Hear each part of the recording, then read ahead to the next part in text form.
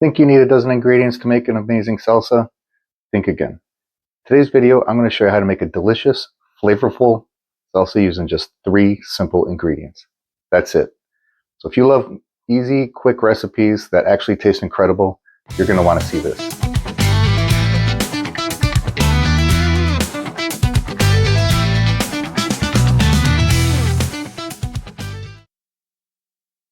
All right, we're going to start with 3 serrano peppers. We're going to cut these up just into some smaller pieces so we can have these chopped up. If you prefer more spicy, you can always add more serrano peppers. If you want less spicy, then take some out. So after they're all cut up, I'm just going to put them here. You don't have to be cut up too well because this is going to chop them up really fine.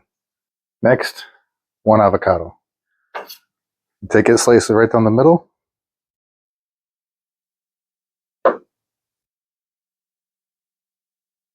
These are pretty easy to cut. Make sure you're right. Look at that.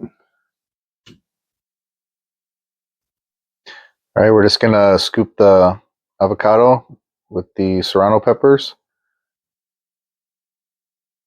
We're going to go ahead and blend this here up. You can use it if you want to use a blender, that's fine.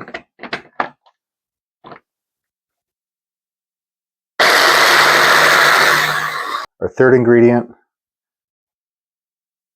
can be some milk. The milk is basically just for the consistency. It's going to thin it out just a little bit. I'm going to start with maybe about a tablespoon or so. This is the consistency we got. This is amazing. It's great with chips, tacos, your carne asada, anything. This is awesome. Super easy to do. Delicious. I want to thank you for watching my very first YouTube video. If you're new to grilling, or if you have any questions about grilling, smoking, I'm going to be doing a tutorial video for my next video.